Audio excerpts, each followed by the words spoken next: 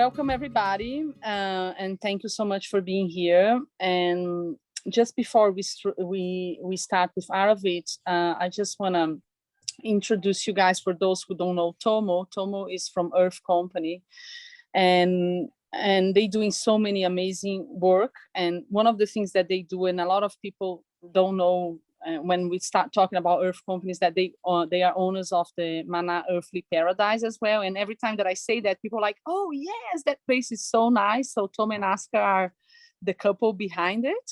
And they also the idealizers of the Earth Company and the Impact Heroes program. And I will let you talk a little bit more about that, Tomo, but it's a really big pleasure for us to have you guys offering the amazing opportunity for our community to listen from these amazing speakers that are part of your program and your network. So I'm very happy about that.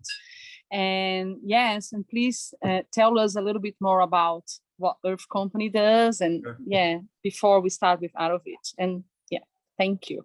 Great. Thank you, Carol, Chris, and the Bridge team for organizing this event and having me again. My name is Tomo, for those who I haven't met yet. I'm the co-founder of Earth Company. My wife and I started this organization called Earth Company 7 years ago. And we do three things. One is to support amazing change makers in the Asia Pacific. We call them Impact Heroes. And Ara, whom you'll hear from very soon, is part of that community, very special community. We also run educational programs on sustainability and social innovation for companies and schools. And then the third thing that we do is run an eco-hotel in Ubud, which Carol just mentioned. Yeah, so we do a mixed bag of things, all towards a regenerative future. And it's really a pleasure to have this partnership with the Bridge. And I believe this is number 6 in the series of Impact Heroes talking to a wider community at the Bridge, at the Green School. And it's really a pleasure because we feel like these heroes, these change makers really deserve to be heard and their work to be spread in wider networks. And Ara is definitely a special one within our community. He applied to be an impact hero last year, and I think we had about 70 applications, and his was definitely one of the most striking, one of the most impressive. And his life story, which you'll hear very soon, is simply inspiring and riveting and also very tragic in many ways. And his work to, on venture building and grassroots innovation is really inspiring. And I just hope that his work can be scaled up and also can be replicated in many parts of the world, so that a lot of the challenges that are faced by communities can actually be solved by local youth and local people. And I know Chris has talked to Ara many times over the last several months. He's probably talked to Ara more than I or Aska have probably. And I'm just wondering, Chris, do you want to say a few words about Ara before we bring Ara to the stage? Yeah. I mean, we're going to hear his background in it, and so I just want to get into it. But I mean, I just what I find about it is just his practical application of getting things done, and with incredible success. I mean, some of the solutions you're going to see around things just kind of blow my mind. And he has such a wide impact on this community in Sri Lanka, which was just, ravaged because of the war in the Northeast for so long, and just ravaged the country. And so, he's a good person doing good work and having an impact on so many different people. But every single time he and I talk, I think we end up talking about DreamSpace for about 10 minutes, and then spend another hour talking about other things. And yeah. So, anyways, I'm going to hand it to you. But I think you're an incredibly inspirational person, Aravinth, and I'm very happy to be kind of working with you and Earth Company and supporting your efforts. So, thank you for joining us tonight. Thank you, everyone, Carol, Tomo, and Chris, for empowering us. And as you said, that most of the time, change makers, what they miss is an opportunity for their voices to be heard, and that's what this platform provides. And I believe this would be growing into a bigger platform, reaching out to a lot of people and enabling and empowering a lot more change makers. Okay, so I would love to since we are a small group today and half of you already probably know the story, so we can just go very casual, and you can stop me in the if you have something questions, because it's a small group. And hope you're seeing my slides. We call it a story deck because it's about our story, right? Yeah. So yeah, this is again, like, why we do what we do has something to do with our personal story. Like all of us here are here because we have some personal story. And my story started in Sri Lanka when there was this during the wartime. I was born in a time where several people in my family were killed as a collateral damage, and then I grew up in this war zone for 14 years of my life. Every day, day-to-day situation. And the war was already, elapsed for 20 years, 2 decades. So the longer the war, younger the soldier situation happened. And then there was a pressure for me to become a child soldier at the age of 14. So that is the moment that we've only very few people left in our family in the country, because most of them left, and some of them were killed, and so me and my mom and my sister were the last 3 people, and so we had to just run away. And so that's that we left the country. I was 14 years old, and we all ended up in different places through several countries, and I ended up as a child refugee in India. During this time, a lot of the time we think that immigration, like someone is going from a war zone to coming to Germany or US, their life is going to be better, but always the life in this new place where they're not accepted is more difficult than how their life was in a war zone. So that's what exactly happened to me. I was not accepted. We didn't have any papers saying that we didn't have address, we didn't have bank accounts, people wouldn't give us homes, and then people wouldn't take us into into schools. And so this type of a situation that you become a ghost in the system, that you don't know what to do, you cannot go back, you cannot live at the same time. And I was also end up as a away from the family. Initially I was not allowed to go to school, and during these challenges that I faced in this new country as a teenager, in a new place. And the only thing that I found out that I was thinking that someone will come and help and save. And then later I really understood that I'm the only one who can solve my own challenges. Whatever the challenge, we cannot wait for someone else to come and save you. And unlike in movies, yeah. So so that is the moment that I decided, okay, I have to do things. And then since I was not going to school initially, that I started my I learned stuffs myself. The self-learning aspect came into that. The uninstitutionalized education, that I was learning a lot of technical stuffs and here and there. And then I started my engineering service business at the age of 15. That my relatives in different parts of the world would bring some, like creating interactive portfolios and animations, or some different engineering and software development and so on. So it's more than 20 years ago. So that I would work, and I started working like that. And then that gave me an understanding that if you try to solve your challenge, there will be always more doors opening and more opportunities will be coming to you. And within that 10 years of being as a big struggle in a country as a ghost in the system, that I learned so many different interdisciplinary stuffs myself. As I never had to go to a university or something to learn those stuffs. And it was clear for me that interdisciplinary education is a key to solve the biggest challenges in the world. And it's not just we are limited by one thing, like only the software, only that, like this, only that, like we need to use interdisciplinary aspect of that. So 10 years of my life has gone, and then the war ended, and then I went back to Sri Lanka, and 30 years of war has ended, and then I saw that huge impact on the socio-economic and environmental ecosystems. Like in most of the global south, we have this as a common challenge. And we have a lot of international aid organizations located there, giving so many things for free, supporting them, services, policies, products, they give for free, import them, but they couldn't solve these challenges. Africa is a big example. Afghanistan is a big example that what happened in the last 20 years of their presence of international aid, what did we solve, right?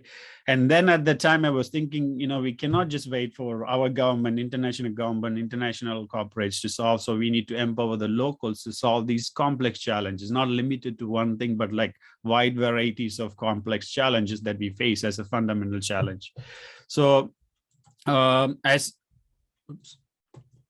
so these are some numbers, like like how we have been having a negative trade balance, and Sri Lanka even now has the highest international debt in Asia. Sri Lanka has that, and we were losing around 400 elephants a year in Sri Lanka. Sri Lanka has the highest number of Asian elephants, and you're losing 400 a year. It doesn't make sense. There's something going wrong there. So that's how we, at the time, my co-founder Kishore, what we see, he started in 2013. We started as a peace building and reconciliation organization, because still its country is only 3 years after the war ended, 30 years of war. So we really have to do a lot of peace building and reconciliation. So we were working with a lot of international organizations, just doing the traditional peace building work.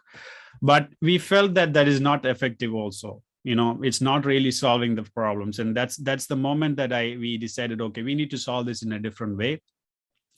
And that's how we, converted our DreamSpace Academy. DreamSpace Academy was formed from a peace building reconciliation organization to a social enterprise to tackle these challenges. But to tackle this challenge, we were missing one of the main thing is education. People don't understand how to solve this challenge. People didn't have, skills to solve these challenges. And even if we train people, and like a lot more organizations for training people, but in a country where there's no jobs and industry, what is the purpose of a training? What is the purpose of an education that you cannot work there? You have to still go to another country. So what we thought, that what if we could create innovations and industries, ventures that can create these jobs locally in this country. So that's how we kind of, made our focus, the mission and vision to do this, to achieve these 160 mandates of 17 sustainable development goals. 17 SDGs is only what we know, but there are 160 mandates and challenges under that. And to target this support for the underserved communities in the war-affected regions.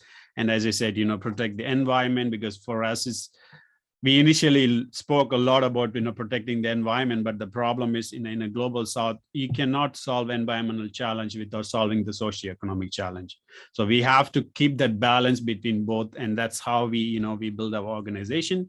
And another thing, we were very sure that we really didn't want to be purely dependent on someone's money. So we always wanted to generate our own cash flow so that we can sustain our social mission. We do wide varieties of activities. We are really huge team, internal and external, doing different things independently as a dedicated teams. And today I'm going to tell more about our personalized empowerment and what it means. So it is kind of an change maker building and in a company building, venture building process. But we start very early, and it's around 2+ years, 18 months plus 2+ years of process, goes through 5 stages. And I'll tell you with one of our success story. So Sanjeevan is coming from our coastal region, and when he was in the school, he was protecting, doing all the advocacy, environmental advocacy, and he was working from the north tip to the south tip of Sri Lanka to promote national and international peace. And he got an opportunity to climb Elbrus, and he's the first Sri Lankan Tamil teenager to do that. When we identify them when they are 16, 17, 18 years old, and how do we discover them is basically, there was this question, how do we identify our candidate? Is that we look for people who have the motivation to solve social and socio-economic and environmental challenges. They don't have to have any skills. Once we discover them at that age 16, 17, to empower them, we need to first empower their parents. We are still in global south. Without parent support, in a country where, parents have to decide everything from what they study to whom they marry, we still have to convince the parents to bring these, youngsters into our ecosystem. And each of these youngsters, each of these candidate is coming from different parts of Sri Lanka, and they have a different challenges. So for example, Sanjeevan comes from the ocean villages, so he knows about ocean related challenge. We have someone coming from jungle, someone from the forest, someone from the paddy land, in the wetlands, mountains. So each of them have different socio-economic and environmental challenge. And based on that challenge, we start training them. That's why we call it a challenge-based learning. We don't just go mathematics, physics, chemistry, whatever it is. Take the challenge, because they are the victims of the challenge. So they better understand, understand the challenge better than anyone else. So that if you're trying to teach or train, or to provide certain training to them, and this learning will be more applicable in a realistic way than any other mode of subject-based learning or project-based learning. So that's what happened in the second stage. They get to learn everything from storytelling, digital marketing, business modeling, to electronic software, mechanics, biotechnology, and like all different space, like different spectrums of interdisciplinary education. And then once they are ready, it takes some time to get them prepared to do some work. We start to encourage them and help them to develop an innovation for that particular challenge that they are victims of. So as you see here, this is our hometown. I mean, you're all in Bali, so you're not amazed by these differences. This is similar to Bali, and why high water, water mass in the ocean and the backwater. And our hometown used to be called a city of singing fish during the colonial time. We used to have a certain type of aquatic creatures. They used to kind of make noise in the night, and it sounds like a song. We don't have them anymore. We have so many different varieties of biodiversities of ocean mammals, or seahorses and seagrass, which are like, seagrasses can trap like 20% more carbon than forest. And all that has been destroyed, part of the war, illegal fishing vessels, and agriculture runoffs from the islands nearby, and so on. So we thought that, okay, the victims of Sanjeevan is coming from this region. He said that, okay, what if you want to protect this environmental ecosystem, government does not know what happens underwater. So we need a device which can collect this multi-parameter data to give the environmental authorities to know that this is happening. Why? Because Sri Lanka's exclusive economic zone, the ocean part of Sri Lanka, is 7 times bigger than Sri Lanka's landmass. So our blue ecosystems and the blue economy should be more in focus than our other economy and other ecosystem. But there's no such protection and no such innovation around, or any kind of a support system around the ocean ecosystem there. So we said, okay, we will build such thing, and then we can monitor that and provide this information to the environmental authority and work with the conservation team and so on. So the fourth stage is that, so we start the candidate with multidisciplines, and then we need to identify what they really want to work in their lifetime and what is their domain. And then we build capacity for them and bring in a lot of experts, international experts who go to Sri Lanka, stay with us for a few weeks and train the candidates. Also our other team members, so training the trainers, so that we don't have a single point of failure in that particular domain. So we train and we have the capacities. This is how we can bring our more knowledge base to our second stage, where we are calling it as challenge-based learning. Because when we started, we didn't know what is even biotechnology. Now we have a capacity for that because we build it on the way like this, based on the candidates. And the other way is we also send the candidates to international organizations to get them trained in some high-tech research. These candidates, they don't have any college degrees that they would normally be accepted. But when we tell a nice story and we tell that how the impact is, and these organizations accept them. And Sanjeevan was accepted to go to this place in the middle of Atlantic Ocean. It's called Plakan. It's the only research center which is inside the ocean for deep sea exploration. They have a lot of, it's a 50 million euro infrastructure where they have all the equipments to do the deep ocean exploration. And they have also a glider like us. This is an underwater glider which costs 200,000 euros. But our glider costs 2,000 euros, which is open innovation, open source. That means that it can be updatable, fixed and repairable, maintainable, and it can also be used by communities, not only us. Like in Indonesia, we have 17,000 islands, and so many countries around the global south, around the ocean communities could also use such solution without paying for like high price and so on. So the last stage for us is so we, whatever we do, it does now. So we finished our education part, we finished our innovation part, but if you cannot make an business out of it, there's no purpose. It's just being a showpiece in a showcase. So that is the stage where we train the candidate in business modeling, financial modeling, company formation, legal, whatever, the team building, everything. They're still under 20. They get this training and they go and start pitching in all these international startup competition. And also we take this grassroots innovation, the demonstrate or the prototype of that to a relevant stakeholders, and we validate this innovation. How much would that be useful? For example, Asha is the only marine mammal biologist of Sri Lanka, and she's has this project called Ocean. Well, she's a very famous person. If you have watched ocean documentaries from Sylvie Earle and all, you might find her. And she is protecting the blue whales of the region. So blue whales are the biggest in the world, but the blue whales of this northern Indian Ocean, the Sri Lankan waters, are the biggest of all the blue whales. And they are still being affected by a lot of plastic whirlpools around the, in the Indian subcontinent and so many things. So she has to dive a lot and collect a lot of data and take a lot of photographs and underwater and a lot of parameter. But person like her could be benefited, a researcher like her could be benefited if she has a underwater glider like us. She cannot also afford 200,000 euro underwater glider. It does not make sense for them. And that is the moment we see that, okay, we have a market fit. We have the candidate with the knowledge and innovation, and candidate is ready and knows what the candidate's going to do. And then we graduate the candidate by building an organization for the candidate. It's either a for-profit or non-profit startup or initiative or like social enterprise. It's all in candidates, its hand. And then they go further to build, what they want to do. So currently Sanjeevan is 21 years old, and there are 25 people working for his organization called Ocean Biome.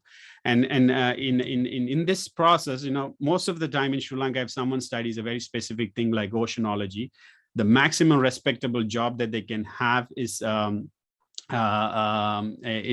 bank, in a job in a bank or clerical, something like that, because Sri Lanka doesn't have those industries and those disciplines of work.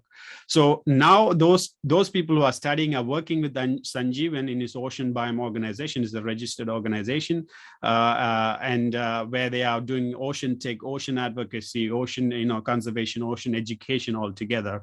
And he has been in the last 4 or 5 months, he has been presented in BBC several times, because we are one of the largest Duke of Edinburgh medal holders and so on. Yeah, so that is a complete life cycle. That in this way, we are not only building a change market, but we are also building an industry that does not exist in the country.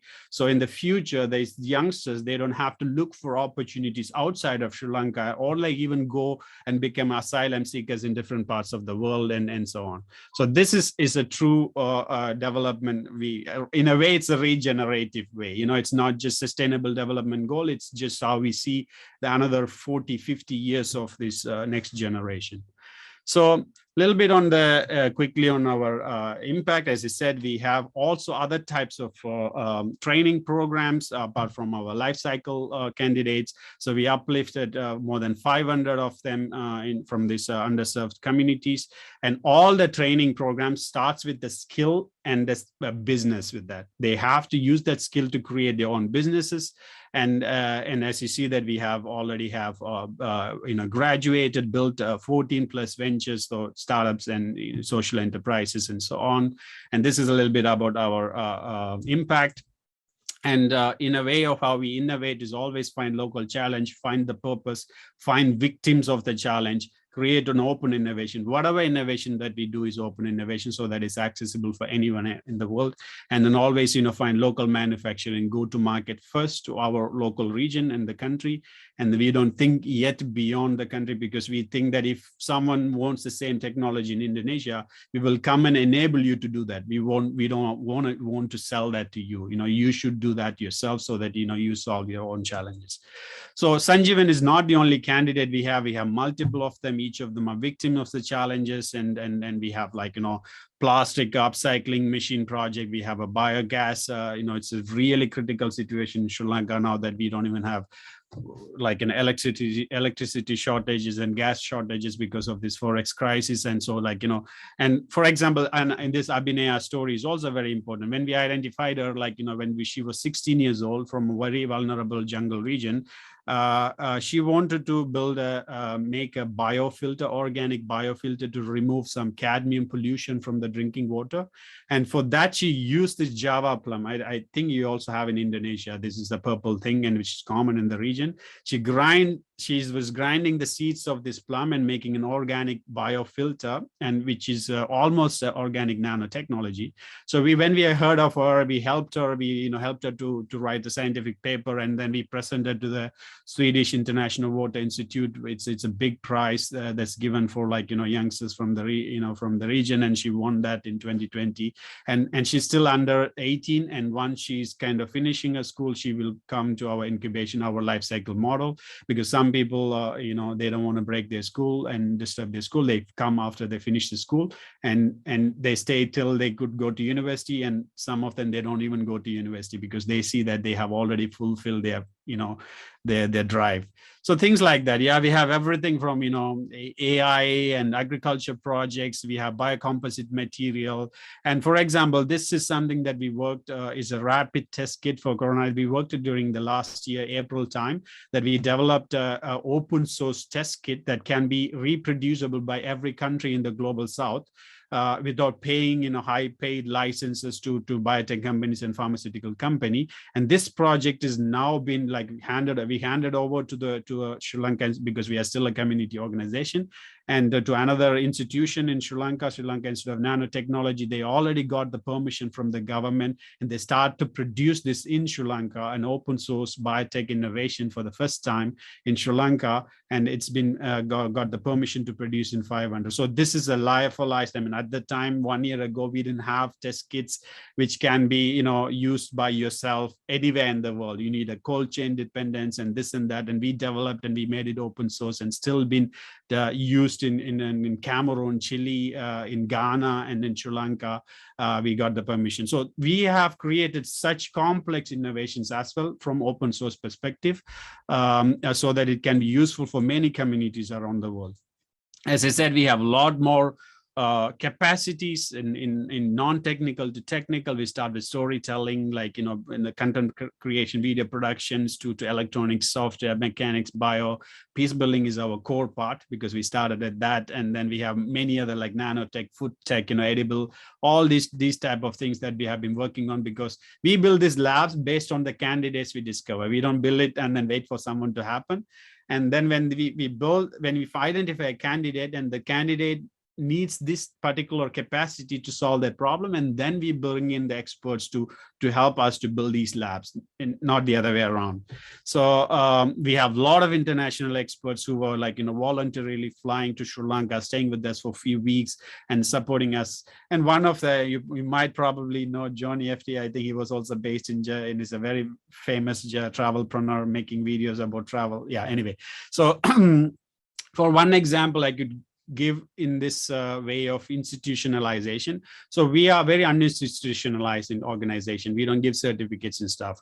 So our Story Lab team has been trained in the last 2 years by Griffith Film University in Australia.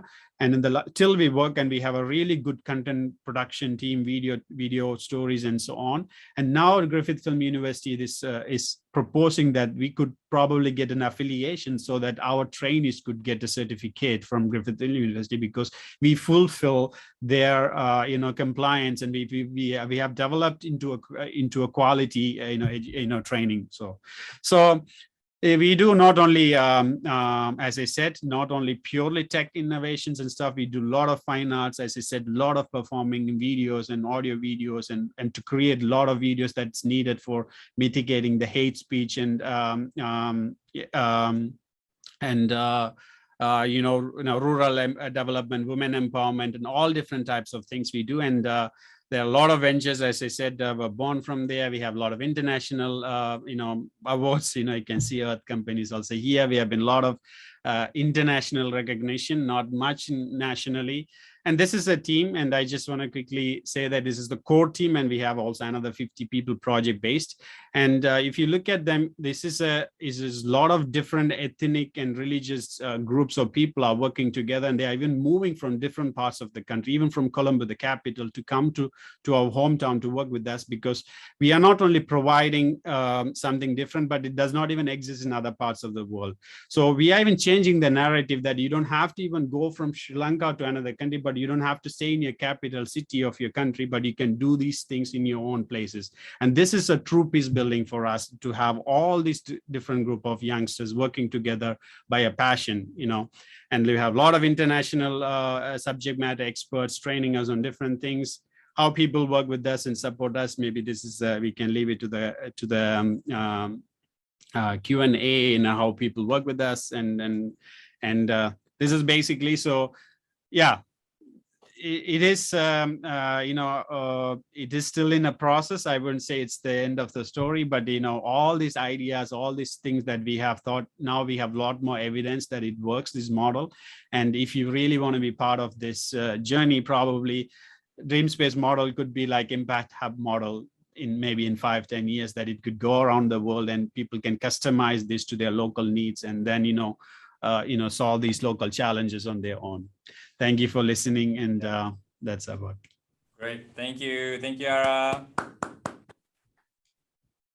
I'm sure people who are hearing this for the first time are super impressed, and perhaps bordering overwhelming in terms of just how much and how deep the work that he does for the communities.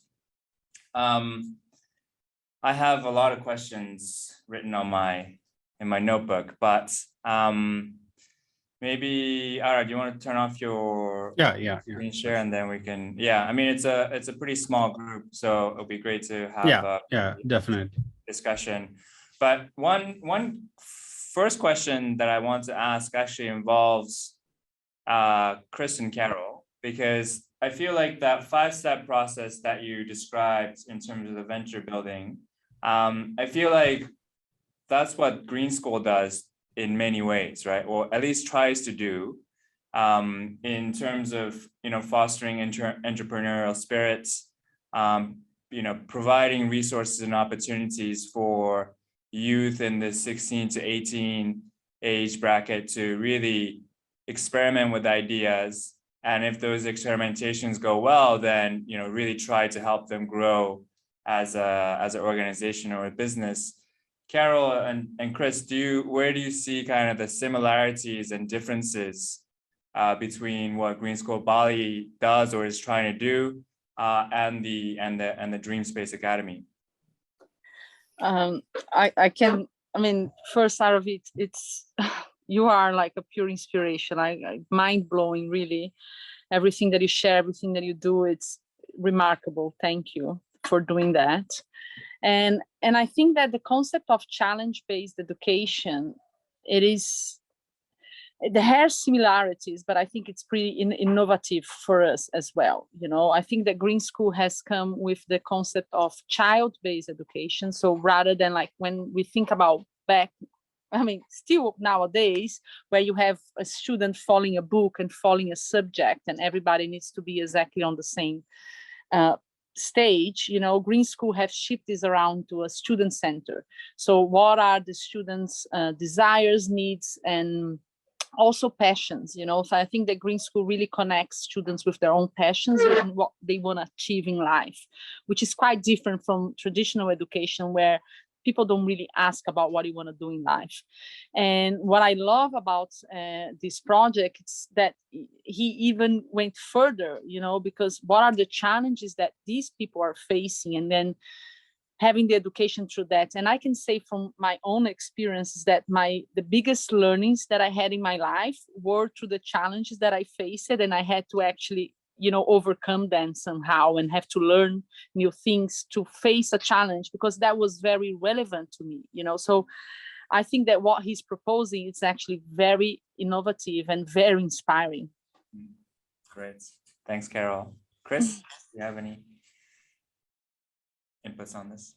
Yeah, I mean, I agree with Carol. I mean, I think it's a couple of things. I mean, one is I think it's just really important to get people out doing things. I mean, Sally, who's on this call right here, she has a few people on with her, so I think she's keeping the camera off. But I mean, she and I had a discussion. I think it was for 2 hours yesterday, and this was with Noan, a former Green School teacher, and moving away from this subject-oriented learning to student-centered learning that is contextual, that is integrated, that is practical, I just think is so important, right? And I mean, for me, the best learning that my son Shaden never had at Green School was they were doing an 8-week project, getting ready to go present on this coral reef restoration up in East Bali. These 14-year-old kids, they get up there, they present to the lady, and she's like, well, that won't work. And these 14-year-old kids are all, well, what do you mean it won't work? And they try to argue it, and they're all, she says it won't work. And then they turn to the teacher just shrugs, and they come back again, and they go away for 2 hours, come back, present something, and she goes, that will work. And so to me, this is what learning is, right? However, this example, if this was in any other school system in the world, yeah, you'd have PTA meetings, you'd have parents complaining, you'd have complaints against the teachers for failure. How come the kids failed and couldn't deliver on the project? It was a wasted 8 weeks. And so this is what I really think, what you're doing, Aravinth, and you're even in this makerspace studio that we now know is not a fake screenshot, so that's good, of just going and doing things. And we know this is how learning and education works. This is the best way for kids and people to be learning. And so anyways, I think that is what is the parallel between what you're doing in places like Green School, for example. Great. Ara, I have a question about the supporters and funders of your work. And I think the most kind of traditional donors or supporters would want to see, outputs and deliverables, in a pretty short term time span. What you're trying to do, as you described, is more of a 2-year process. And obviously with innovation comes failure, right? And so you may not get, X number of ventures built over a span of 2 years. And there's a lot of uncertainty, unpredictability, and even more so in a highly volatile and low resource place like Sri Lanka. How do you communicate and convince donors to understand the long-term vision and also the uncertainty that you're working with in your context? Yeah, thank you. I mean, this is one of the things that I worked out. So initially, as you can, as I said, we started as a peace building organization. So of course we have been working with the UN and Australian aid, German aid, US aid, and multiple international aid organizations to do that. And when we really wanted to change that narrative of peace building into an innovation, so open science, open innovation for peace building, UNDP in Sri Lanka, we kind of convinced them that this is another way of peace building, that you don't bring different ethnic and religious group of people into a room and buy them a Fanta and some samosa, but bring them by a passion. If all of them want to dance, let them dance together. And that kind of changed this little bit of a policy making. I mean, we even have a white paper on this in Open Science for Peace Building. And that kind of enabled initial ideas that we could divert such funds from a large international aid fund. Second thing that we received as a fund is a soft loan. So there are several international, one of the international organization who's been building multiple, around 60 for social enterprises in Asia. They gave a 20,000 euro soft loan. That means we don't pay the interest, but we have to pay this money back. But they came with their own framework of how things should be. But we said, no, we don't, work on our own way. If you want to support us, support us. So then that also not a very very strict condition that we have to deliver something because we are out of their box. And we said that we do what we want to do. If you want to be part of that, you can. The most of the later we understood this is small and it's so much of convincing people work, and then we don't do the work at all. Then for me, one thing what was always clicking is targeting the diaspora. So Sri Lankan war started in 1979, and then a lot of people have been migrated in 1980s. So there's already second, third generation diaspora in a wealthy countries who have been very wealthy, really established high net worth individuals, but they don't give back to the country because it was their grandparents or parents left the country and they don't have any connection, and they don't even trust back Sri Lanka, because when you give such money to a global south, it's been always misused. So they stopped doing this thing, because when you go as a donor, as a charity, to buy a shoe, buy a book, we never do that at DreamSpace, that give a charity or a fund, something like that. We go to this diaspora to asking for an impact investment. We use this word impact investment, and we say that how? You don't give us money for DreamSpace itself, but we have different channels. So let's say that there is this candidate, we identified, this candidate has this story, we are going to do this such innovation, with this story. Does that reflect and connect with what that person, impact investor, do in their life in wherever they are based? So in this way, and then they are bringing in the money for that particular candidate, and with that candidate, we are building that, whatever necessary, the infrastructure and so on. So that is how it is working. And these impact investment investors already know that, just rather than giving a charity money, they give something for, purposeful, and they're clearly aware that these are all like experimental projects, and it's just to empower a candidate. It does not, we never say that they will, when that becomes it will be a unicorn and it will become you need equity or shares or something like that. But we propose something. If you enable these young innovators now, it could lead to a successful, later it could become a startup. So like a convertible note, you could get a 20% discount on converting your impact investment into an equity investment only when it becomes a startup. So in an investor's perspective, even to do a due diligence on an investment, they might need like 20 to 30,000 euros on a due diligence. They put this money as a risk buffer due diligence. They don't really look for something return of the investment here. Yeah, that's how we deal these projects. Yeah, great. Thanks, Sarah. Desi, do you want to ask your question?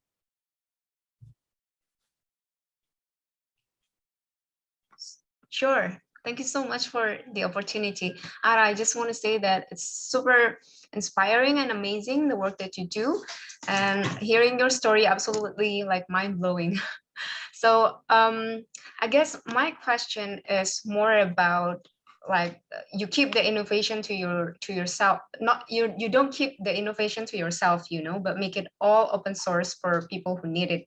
And I can see that many innovators out there are often like copyrighted their invention in fear of having competitions and not to be like stands out among all these people. So what is your view about this? And also, how, if that's the way you work, how you make DreamSpace more sustainable in the long run and not only depending on funding and also donation? Thank you. Thank you, Desi, for the support. Other part of my life does what I do for is to help companies as a tech. I know what we are talking is a social entrepreneur. So as a tech entrepreneur in the last 20 years, I help companies to take informed decision in developing technologies and products. And I've trained more than 150 startups around the world. Some of them even became unicorns.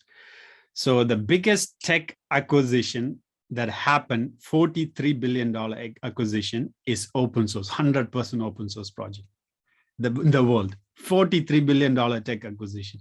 Every day, hundreds of startups. Even recently from SoftBank, $200 million investment. Like us, there's an organization called DreamSpace in New York, which started is enabling bio-innovators, and they actually started a project called OpenTron, which is open source lab automation machine, 5,000 euro. Other industrial machines would cost hundreds of thousands of euros.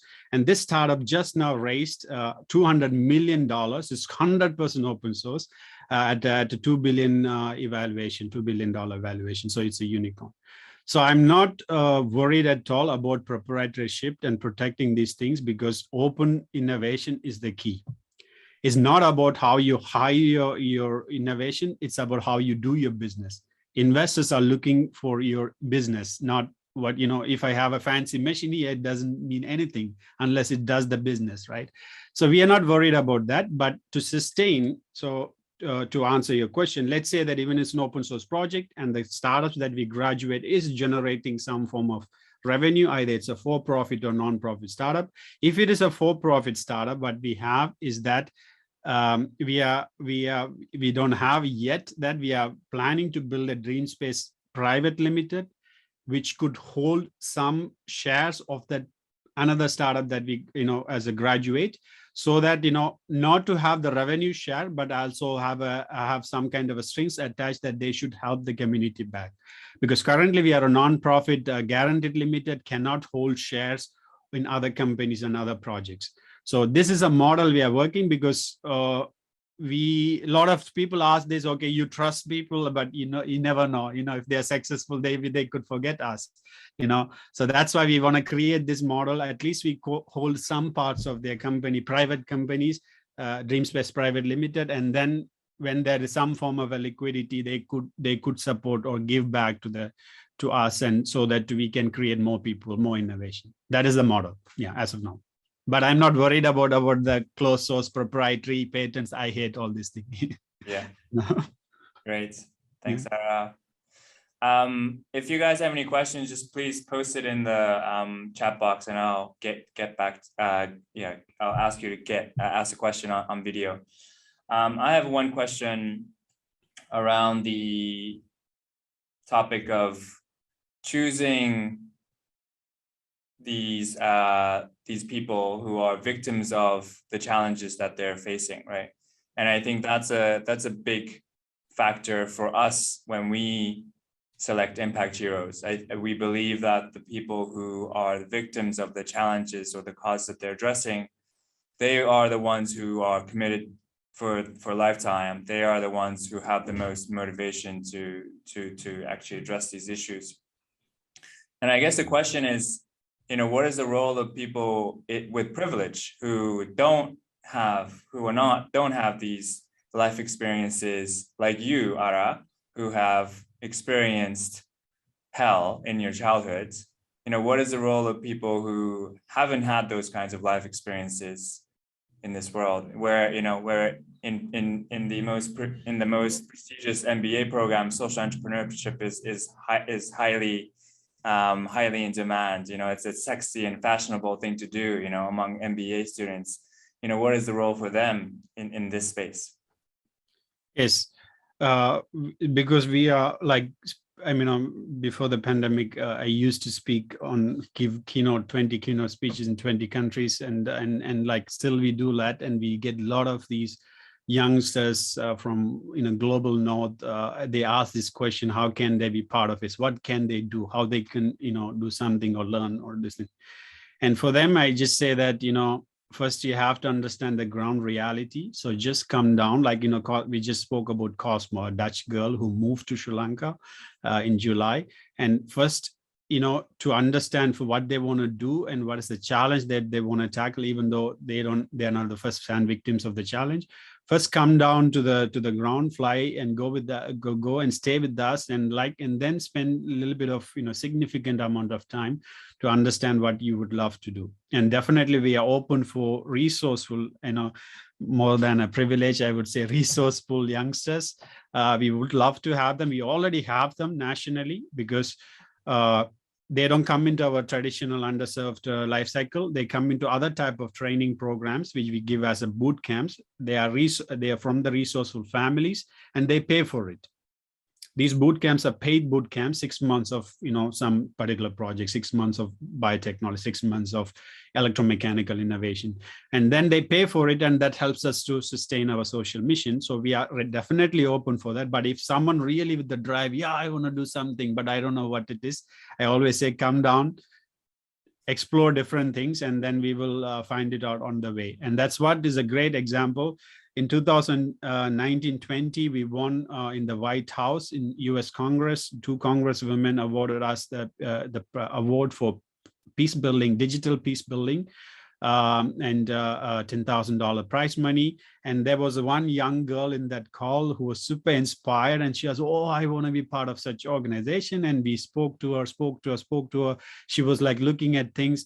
And finally, in July 2021, she did a GoFundMe campaign and raised 10,000 euro, and she moved, 21-year-old girl moved to Sri Lanka, and now she's been working with us, and she's been taking, and I can tell you maybe what she's doing now after 2 months. The thing that she found out that because we are so much occupied with solving social problem, we are forgetting our own personal and mental problem. So she became the therapist of the organization now. So that's what makes her happy. And she found out that in Sri Lanka. And she's now working with a lot of young candidates, understanding their personal issues. And sex education is not there. So coming from Netherlands, she could openly talk to them and explain things. So that is what her challenge that she found. Great. Thanks, Ara. Carol, you have a question you wanted to ask. Yes, I have a question. So, I mean, I love when you said that we can not really wait for the government to find solutions, that you kind of have to organize this, the society in a way to face these challenges, and you need to build skills, yes, for these people, and if you then also the fact that there is no job, so that you're creating all these innovations and this industry for them to have a job. And I wonder, I mean, because it's also around the selection of these people. I wonder, like, 2 things. First, you said that you first have to convince the parents. So I was very curious about that, because at the Bridge, we work on the parents level. So I want to understand more what you guys do on this level. And second, like, how do you select these people? Like, what is the process? Because what I understood, that people don't need to have any skills, they have to have the motivation. So how do you guys select what are the people, who are the people that we're going to do, and how we're going to support them, and how you build this support? Because that was something else that it came to me, that you're like, oh, we don't have this department, we actually create this department when the new challenge come. And then, so how do you do that, and how do you find the resources and the people and everything that you need, and the expertise to make that happen? Yeah. So to answer your question, thanks. I mean, this is again a critical part of our work that we identified. So as I said, we are a peace building organization. So we have hundreds, probably thousands of field workers on the ground. Right? Initially, this is how we started. On each and every corner of the country, we have people who are doing peace building work. So these are the agents who are telling us this story. I'm in this village. I heard about this girl, Abhinaya. She's trying to do something, but we don't understand what she's doing. So this is how everything is coming from mouth of word, like people are just saying these things and informing us, or like we are seeing some news and then we are saying that, okay, this kid did this. And then we are going to them, not they are coming to, people don't come to us. We are going to them and then identifying that. And of course we are reaching out to many. And then when we go through the process of discovery, not all of them go through our life cycle. And also most of the candidates are also accommodated. That means that they are staying with us. We have to feed them. We have to accommodate them. It's not like that hobby part-time thing. They are fully with us. And under 18, and sometimes it's very difficult, especially we have to take responsibility for them. So because of that, we don't have many, that's my challenge. We want to have many such candidates, but we don't have capacity and infrastructure for that. Now, like 3 to 5 in a year, candidates they come into this life cycle process, and so it's not a big number like you might be working on, right? So then once we hear the stories, we go, and then my field team brings it to my core team, and the core team speaks and they say, yeah, this seems to be a good candidate. And then it comes to me. So my life challenges, I always ask this question, why this is happening, why we have this mental issues and life issues. So I learned, as I said, I learned many different things, from astrology to nanotechnology. One of them was hypnotherapy, that I was very much interested in that very young age. And I learned from very famous student of, online, yeah. So student of Ericksonian mental psychological model. So I use that to really understand things from them that they themselves don't know. I can tell you, give one example. There was one candidate who was working as a mechanic in his father's shop, who has never been to college or anything, but very creative and so on. And he really wanted to solve the challenge of plastic pollution. When we identified him, he made different things. And then we identified he wants to solve the challenge. And I asked him, why do you want to do it? Because a lot of people are driven, this passion for, especially youngsters, they have this temporary passion because they watched recently a movie where the hero, the heroine was doing that. You know, it's a temporary thing. So I have to really go deep. And then this boy, after several layers of regression, it's proper psychological methodology, I understood that. And we got this information from this person that he himself didn't even remember. When he was a small boy, he had a puppy, and this puppy ate a plastic bag and died. That was the trigger that stayed in his heart always. And later he forgot it. He forgot it and he grew up and so on. So that is the process that I go through them to really narrow it down to the point what are the victims. Another victim, I mean, I have no problem staying longer. And it's already 11 o'clock. But another story is that he is coming from Muslim communities, very underserved communities, and he lives in a landfill. And his family in this region, like most of the parents, they don't have jobs and stuff. And when they are like physically challenged people and they didn't have a job, so he grew up with the charity money. And he was really into like, oh, I need to solve something, this and that, but he didn't know what it is. When I was a child, during the wartime, I used to go through this region. The only thing, after several months of working with this boy, I remember that region is a landfill, and I remember only the sting, the smell from that region. And this region is surrounded by a huge number of thousands of cattle. It's an organic landfill, and of course inorganic also, but from a nearby region, a lot of cattle waste and organic waste.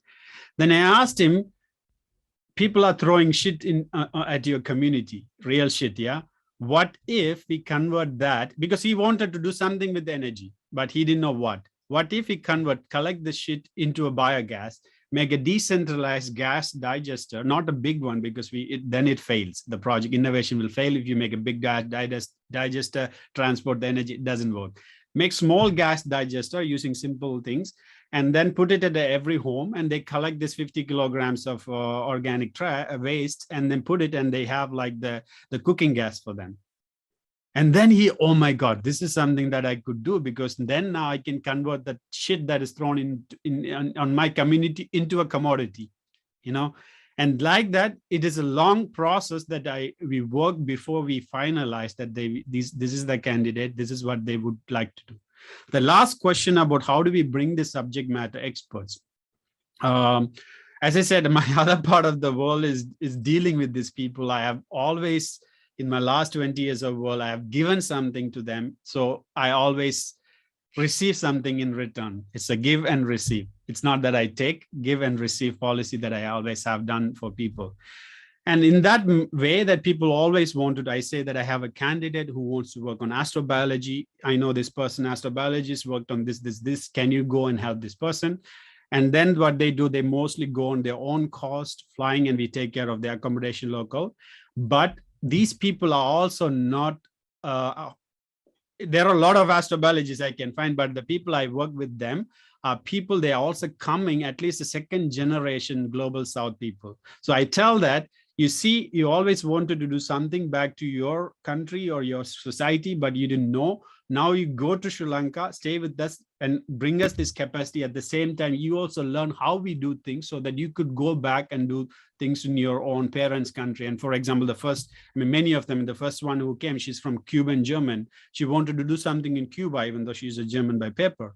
And she came and supported us for weeks and trained us on design thinking and all these, organizational methodology. And she learned our process, and she went to Kavana and spoke to the university. And then she really wanted to build an organization. So they also have something give and receive, not just only monetarily motivation. So that is how we bring in these people. Great. Okay. Yeah, maybe Ara, as we wrap up, maybe you can put up that slide of how we can support you and DreamSpace. Then we can start to wrap up. Yeah. So, currently, as I said, the biggest challenge is that we are only able to incubate. It's incubation means we have to feed them, accommodate them. It's not just only training them, right? And only 3 to 5 people in 3 to 5 life cycle candidates. Of course, we have these boot camps, which are like, external scholars, they could come and join. So we would love, we need support from the global impact investors community to help us to build our own eco village like Mana, but like one side it provides this residents co-living, co-cooking, co-farming, co-working, and on the other side is this co-innovation. And then this we want to have an eco and the innovation at the same time, not only eco part. And that's why we call it an innovative eco village that we want to build. And we are looking for something like 300,000 from there. And we have a land, 22 acres of land on an island. We have been talking to several impact investors who are interested in this story of building such a self-sustained, innovative eco village. So how people engage work with us is personal engagement. As I said, a lot of the subject matter experts, their personal engagement. And then some, they say they don't have money, they have impact investment, they could come.